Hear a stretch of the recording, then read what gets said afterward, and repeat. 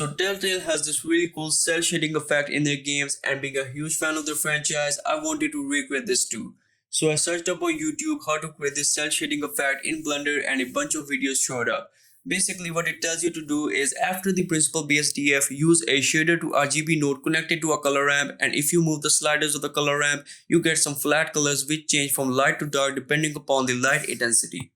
But there's a small problem. If you look closely at Telltale's textures, it's kind of a combination of real life textures and 2D textures. Like it has all the details of real life textures, and clearly we are not getting those here. So to fix that, we're going to use a PBR texture set connected to the principal BSDF, because that way not only we get the bumps and correct details of the textures, but we also get the correct roughness and specularity of the material.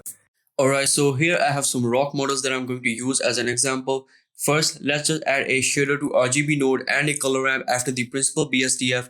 Change the color ramp to constant and add 2 to 3 layers of grays between white and black. Then connect the normal, roughness and the color map to the principal BSDF, and if you move the sliders now, you can see that it looks much like a comic book art now. Now obviously your model is in black and white because the colors of the color ramp are also black and white.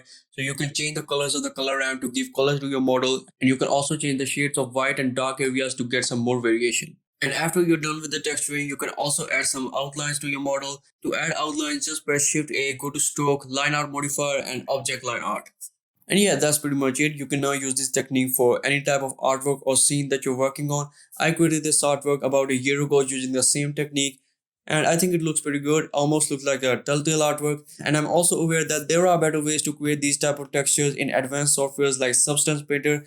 But for people like me who doesn't really know how to use these kind of softwares, I think this is a great substitute and pretty much gets the job done.